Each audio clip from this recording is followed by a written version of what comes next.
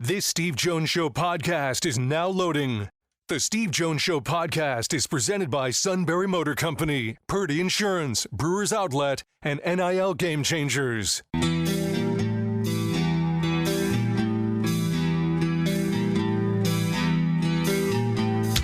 Bringing you an in-depth look at Penn State sports and more. This is the Steve Jones Show on News Radio 1070 WKOK.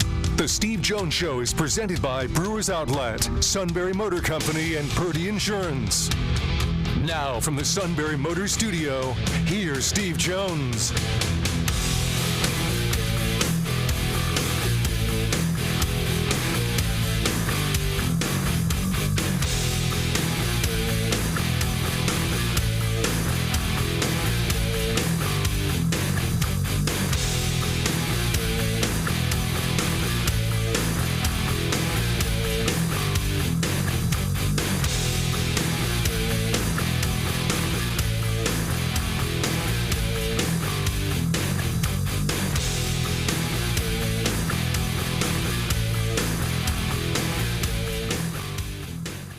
Neal Coolong, sir, first of all, welcome, and I just sense that you're not on the Will Howard bandwagon. You know, I like to think I made this clear before the draft that, one, before we go anointing him the next Tom Brady, let's keep in mind we know what we're looking at probably a lot better with a quarterback than we were back in the year 2000. It's not that he can't be a serviceable backup level player in the NFL, but that's why they drafted him, and that's why they drafted him where they drafted him. They didn't pass on him multiple times because they thought they had their future quarterback. That often gets said about Tom Brady. Interesting note about that. Charlie Weiss, his offensive coordinator, when he first started with New England, they all said that they saw him as a mid-round type of prospect who could develop into a starter over time, and that was legitimately the track that they had him on. He would later say, we did not see the quarterback that we got until we got him on the field on Sundays. Mm-hmm. I understand that that's possible for Will Howard. It's just not what I'm going to bet on today. What I see is a quarterback who has very limited vision, playing largely in an offensive scheme that depends on its receivers to get open, the scheme of what's happening down the field, and the quarterback to anticipate one read and make a throw to what truly is the equivalent of Randy Moss and Jerry Rice in comparison to the defensive backs who are guarding them. I don't think I don't want to say it doesn't take a whole lot. Obviously, it does. He's a reasonable NFL draft pick. Mm-hmm. That does not mean he's a future starter. And what we've seen of him to this point, largely, is he's got a ton of work to do if he's ever going to be a serviceable NFL level starter. That's really all I'm saying. What annoys me, though, is the immediate assumption that I have to watch and wait for this to happen. It's like, no, he doesn't necessarily get that opportunity, okay?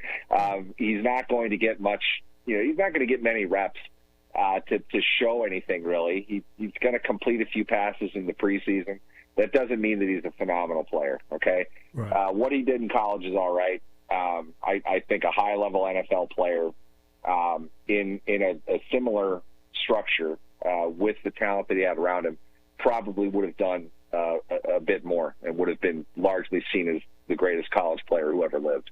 That's just my opinion. Obviously, I can couch that and say that I could be wrong, but I don't think that I am in this case. No, I agree with you. I mean, that's about what I would say about him. He can make some really good, solid plays. He also makes mistakes. And this is a league that doesn't tolerate a lot of mistakes.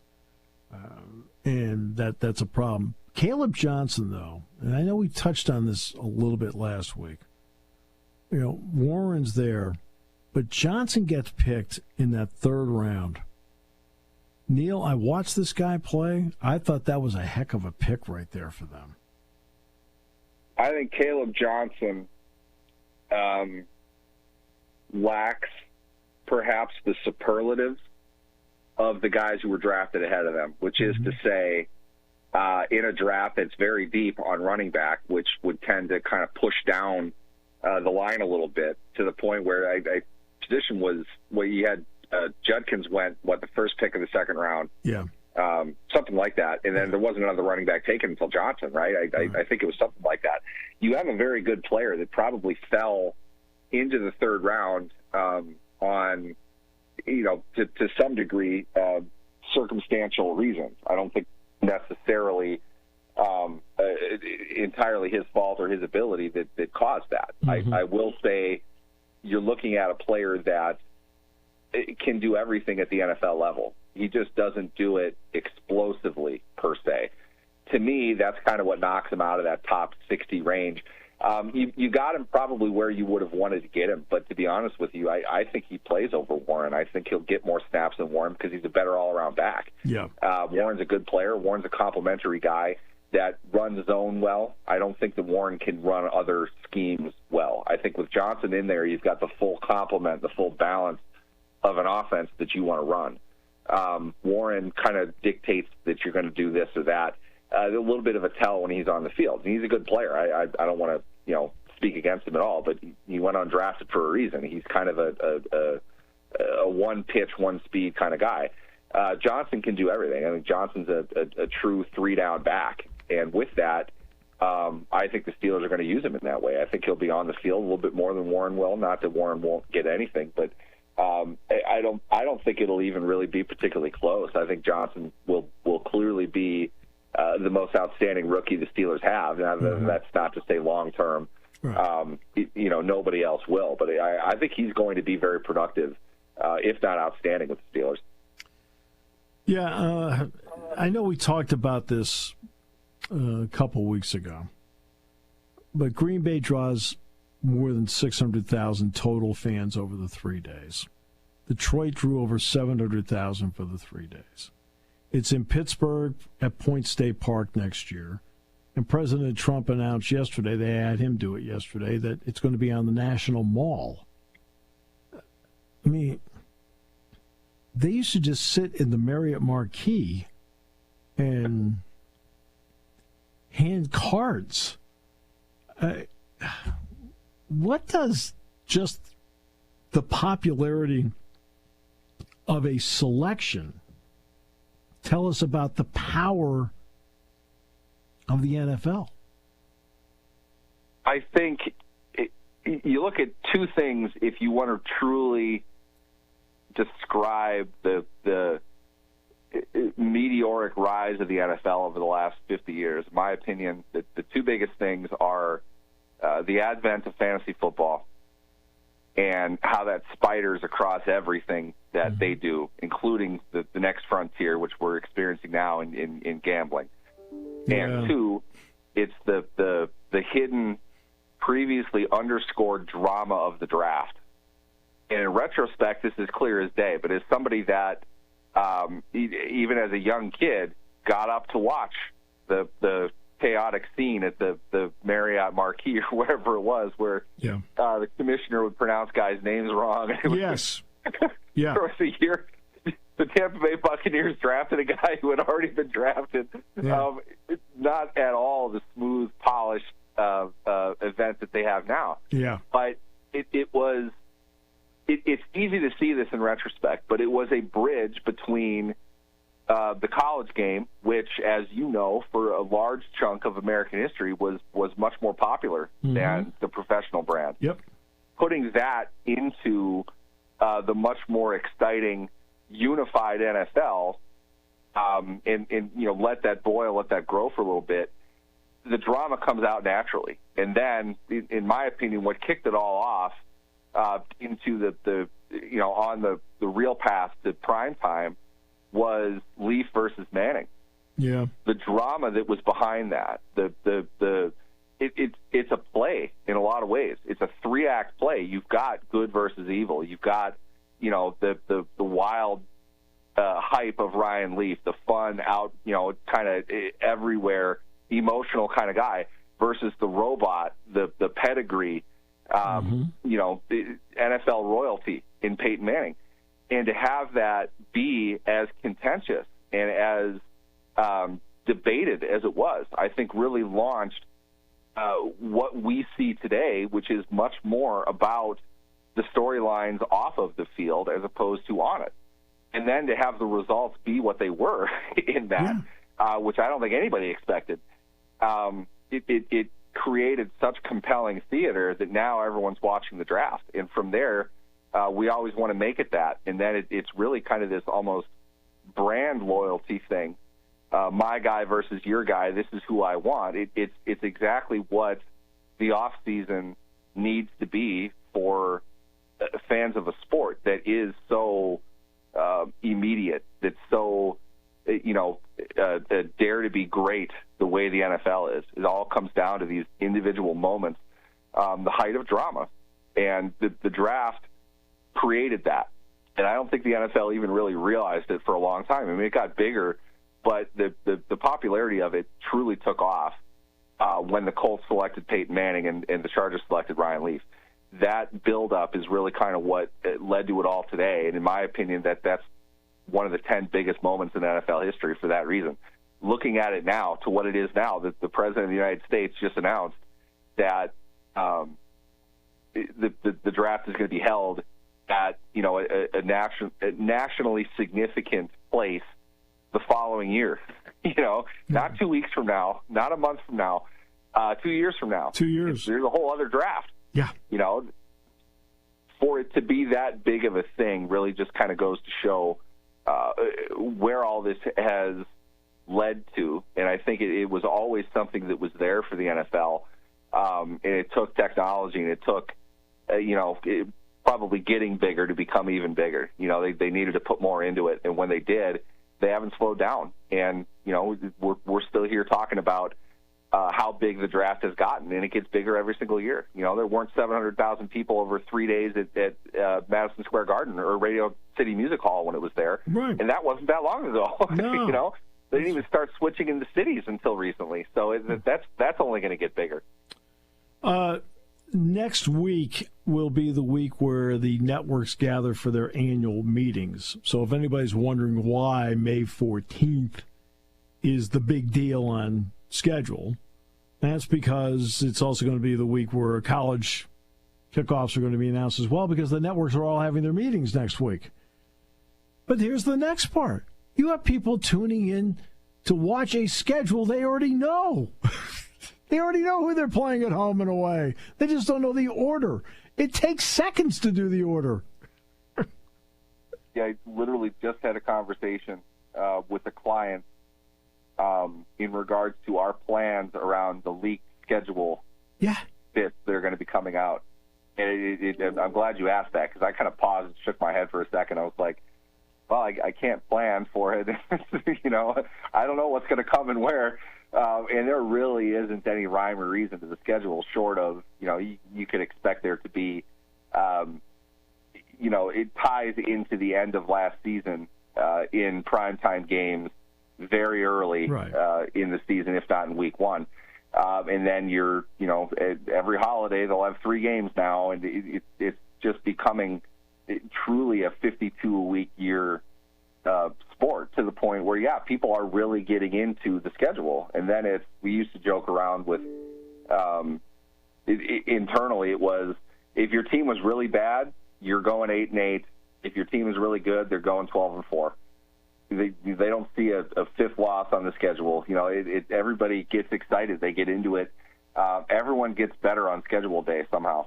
And along with that, everyone else is worse. So you get kind of this false sense of optimism and hope, despite the fact that you know exactly who your team is going to play the next year, which is also a big thing on the final day of the season, by the way. It's another thing people love. You get to finalize your next year's opponents. Right. I think it's just a kind of a mini tent pole that gets us into the next point of the NFL calendar. It's one thing that's closer. They don't really give you a whole lot of access in mini camps. You don't really know what's going on there. Coaches tend to talk down to it. The Baltimore Ravens oftentimes get docked a draft pick because they make their guys do too much. it's about all the news that really comes out of minicamp.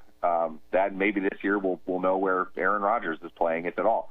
I doubt it. I wouldn't bet on that. But it's the schedule release. It's a kind of a fun, overall look at everything. I'm not sure how much it really matters unless you're looking to travel with your team. Then you're going to start making flight arrangements and things like that. But by and large, to me, it's just more indicative of this is coming soon. Hey, do you remember? And I know that you do because this was only like 5-6 years ago. The schedule will be released kind of innocuously on like a Wednesday afternoon before the draft. Yep. It wasn't an event. Right. They can make it that now. And I honestly, I don't know what their numbers are. I don't know what the program gets, but I know on social media it's a very, very big thing. And the leaks will be starting soon enough, I'm sure. Kind of give the networks a chance to kind of gauge what the response is. And, just they heard from a source, the Ravens are at the Steelers on Christmas Day, that kind of thing, and, trying to drum up interest as early as they can so that there's some of that involved with it. But an innocuous thing that gives you the opportunity to, kind of dip back into football conversations post-draft and pre-dead period before training camp. I mean, they've turned it into a show. I mean, the draft is a show. The 3 days, the schedule release, it's a show. They're just telling you what order people are playing in. Oh, goody, there are 3 games on Thanksgiving. I got it. 3 on Christmas. Great, I got it. Hey, by the way, Netflix is going to do 2 of those games. You know that? I mean, really. It's unbelievable what they've done to turn it into a show. You want my pitch on the whole thing? We get into the point where NIL money drives the value of really good senior players versus the rookie wage scale. Something's got to give. At some point, teams are going to have to do away. I think the league and college football are going to kind of say that to some degree, we're going to have to allow players under a certain age to be drafted as well. Yeah. That increases scouting. Now, with that, I'm going to make the draft 2 months long. I'm going to make it each week. There's a pick to be made somewhere because they're going to have to increase the rounds anyway. Yeah. You wouldn't be able to do that all in 1 week. People get sick of it. But if you did it on like maybe a bi-weekly process, I think you could drum up interest of whatever player is hot, whose rights are going to be acquired by this team. You could have trades back and forth. Mm-hmm. If you wanted to go all out with it, there's still plenty of room within the draft just due to the landscape of college football, everything that's happening there. I would think the NFL could capitalize on that eventually because here you want my bold prediction. If Texas wins a national championship, I don't think the alumni are going to let Arch Manning go to the NFL, and he's going to make a lot more money if they pass a hat around, 15-gallon hat with gold doubloons, as far as we know, to keep him in school for another year and try to win another one. And he'd make more money in that one season, way more money than he would certainly in his first year as a rookie in the NFL. And maybe it could rival the total value of the contract. I don't think that's impossible. There's no regulation that says they can't spend this much money right now. That's going to end soon. So to me, the value of the outstanding college players is going to be so high, it will kind of top the draft in that sense because they're taking a step down. The hype is going to be more in the college game. What's Drew Aller worth? A lot of money. Maybe not as much as the second overall pick. Maybe he's worth more than that. So if a team can keep a guy and they have the ability to do it without any type of spending limit or salary cap, which they don't right now, the value of those players is going to increase, and that's going to cut into the value of the draft. At what point is the NFL going to have to say, look, we have to hook guys more on potential than anything else, and that means we got to open up our draft beyond 7 rounds. We're going to have to do it like 10, 11 rounds and get all college freshmen. Yeah. That industry will blow up. That will be an entire thing on its own. Yeah, see, and I wish with the schedule, I wish the Big Ten would do this and do a whole schedule day, do the same way. I wish they would because this 6-day, 12-day thing, that they're the only sport that does that kind of garbage, and that's what it is. It's garbage to the fans and it's for everybody else. Neal, thanks so much. Appreciate you. Absolutely. Thanks for having me, guys. Neal Coolong, brought to you by our good friends at Sunbury Motors, 4th Street in Sunbury. Sunbury Motors Kia, routes 11 and 15 in Hummels Wharf, and online at sunburymotors.com and News Radio 1070 WKOK.